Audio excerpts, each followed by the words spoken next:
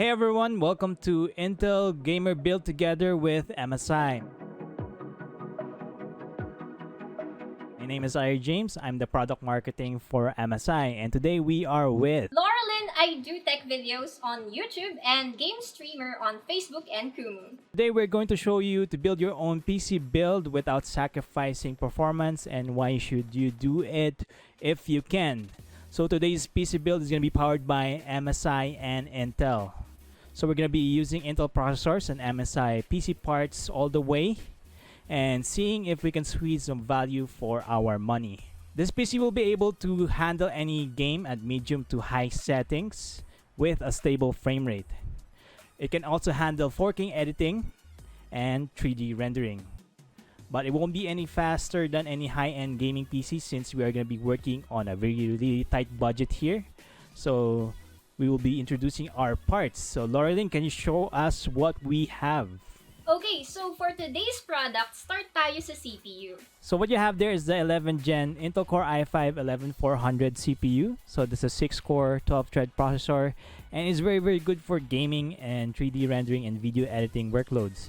Nice. Okay, next natin is the motherboard. That's the MSI B560 Pro VD-H Wi-Fi. So that's a very good entry-level motherboard for gamers since meron na siyang Wi-Fi connectivity and you can also have a lot of DisplayPort outputs on the back and you have a lot of USB ports. And GPU. That GPU is the MSI GTX 1660 Ventus XSoC. So hindi siya 30 series graphics card, but for competitive gaming, the GTX 1660 is very powerful. So you can get high frame rates up to 144 FPS. So you can pair it with your monitor. And kayang-kaya sa gaming to. Okay, dahil maganda lahat, syempre hindi natin pwedeng kalimutan. Importante rin, CPU cooler. Maganda ang ating CPU and dapat maganda din yung CPU cooler natin. Actually, the MAG MagCore Liquid 240R, that's our new liquid cooler for MSI components. So it also has Mystic Light RGB na pwede mong i-sync sa motherboard.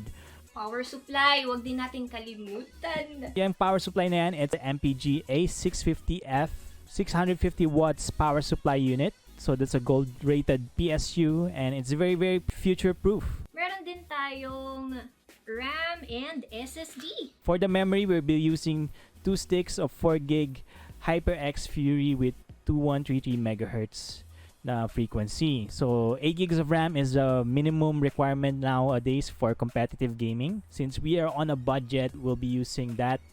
And of course, the SSD, the T-Force Delta sRGB. So this is gonna be another good solid state drive for aesthetics because it has RGB lighting that you can sync. So 250 gigs. Medyo maliit siya. Pero if you manage your files well, you can actually include a lot of games na malalaro mo like Valorant or Dota. Yung case, of course, dito natin sila ilalagay. That's the MAG Vampiric 100R. It has front panel mesh na perforation so you get a lot of airflow and RGB lighting as well. Nakikita ko parang ang ganda din ng ventilation niya kasi ang daming ventilation holes dito. Yeah, that's true. Talagang importante talaga sa gaming PC is a lot of airflow. So we had that in mind when we were designing that case. Okay guys, sobrang excited na ako. Start na natin i-build ito. Pero bago yan, ibaba muna natin yung mga hindi natin muna kailangan sa ngayon. So first things first, let's make sure na nandiyan lahat ng kailangan mo. Do you have your other tools like the screwdriver? Kukunin natin. You can start by unboxing the motherboard and placing the motherboard on top of the box. Okay, syempre huwag natin hawakan sige. yung mga ano. Ang plasticking. Yung mga dapat hindi hawakan. You can take the processor out of the box na rin. So that's the Core i5-11400. Yun. Then to our viewers, make sure na you're very careful with opening the motherboard socket since sensitive yung pins niya and dapat hindi siya matatamaan. Make sure lang na dinouble check naman natin yung arrow magkatapat naman. Narinig ko yun. Talagang pumasok siya. Sakto naman. Bring the cover back down. Yan. Okay, success. Yan. Medyo nervyosa lang ako. Good job. Next naman is the memory. So what you'll do is you put them in the second and fourth slot. Second and fourth. So iline up mo lang yung notch. Make sure lang nabuksan din natin, guys.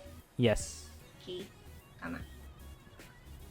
So now what you do is you put thermal paste on top of the CPU itself. Then i-prepare na natin yung cooler for installation. Okay, ito yung MAG Core Liquid 240R. Gilid muna natin si motherboard. So may kasama siyang thermal paste. Yes, meron pong kasama. Yun.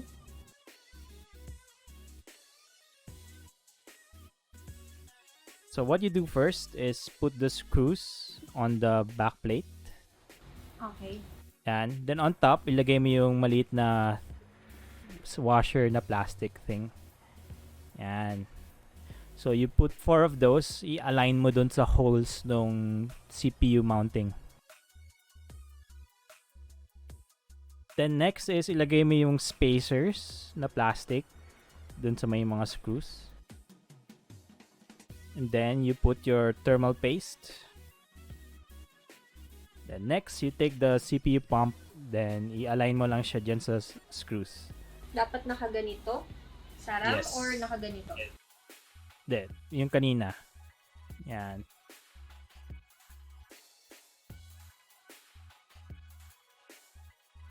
Nakaka-overwhelm mag-install ng all-in-one cooler kasi ang daming parts.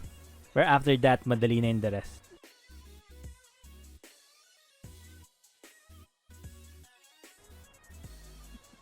So, wag kang kabahan. Medyo kinakabahan na ako. That's fine, that's fine.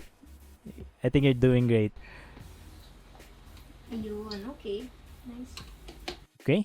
So, the rest of that would be easy na. So, tapos na yung challenging part. We can move on to the easy ones. Yes, yes, yes. Okay? Dali lang, di ba? Madali lang, wag lang talagang nervyusin. Sige. You can put that on the side muna. Then, let's work on the case.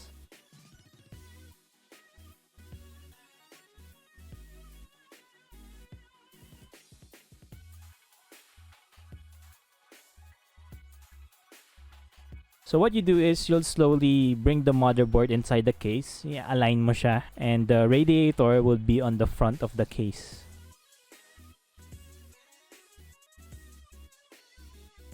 So, kamusta experience mo so far? I know you've been building PCs a lot. Okay naman, medyo ninenervyos ako. Every build ko naman po ninenervyos ako sa pag-build. Pero okay naman, satisfying naman pag natatapos ko siya. So yung GPU natin would be the Ventus GTX 1660. Eto. And it's fairly compact, but we still have to double check. Hindi Yan, kailangan. Pagka ganyan ko palang sobrang laki ng space. Saktong-sakto. Saktong-sakto. O yan. Alright. So pwede mo nang kumpletuhin yung screws ng radiator. Then you can insert the GPU itself.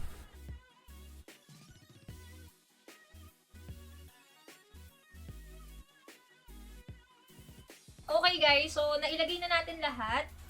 Isasalpak na lang natin yung PSU sa case para ma-open na natin. 3, 2, 1, go! Uy! Uy! Nabuhay! Pwede. Okay, so we are gonna test out the PC build na binuo ni Lorelyn, which is powered by the Intel Core i5-11400 and GTX 1660 Super by MSI. So, musta dyan on your end, Lorelyn? Okay naman, ready na makipagbakbakan sa Valorant. Galit-galit Ayun, mo narinig na. ko Seryoso naman. mo. Tara, punta tayo. Sa easy lang. Uy, si Sage! Uy, sasaksakin si Sage! Pinipilit saksakin! Yeah! Wow! Nakapatay! Kulit din. Galing. Uy, mapapatay pa ako niyan! Mapapatay pa ako nun! Ah! Ayun! Uy!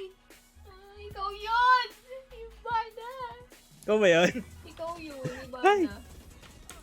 And that's it, guys. So we finally finished our PC build. So if you want to check the prices of each component that we use, you may go to our authorized resellers and dealers of MSI.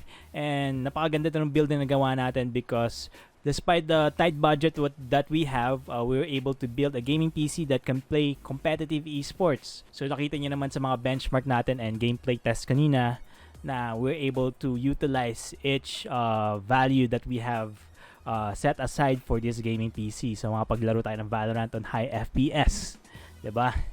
So with that said, my name is Ira James, product marketing for MSI, and I'm with Lorelyn here. So thank you for tuning in to Intel Build Together. So Lorelyn, Yes, Sir Ira, sobrang ganda ng na-build natin today and budget-friendly pa. So, I highly recommend this, guys, kung bubuo kayo ng PC. So, yeah, thank you for watching and stay tuned for more Intel Gamer Days.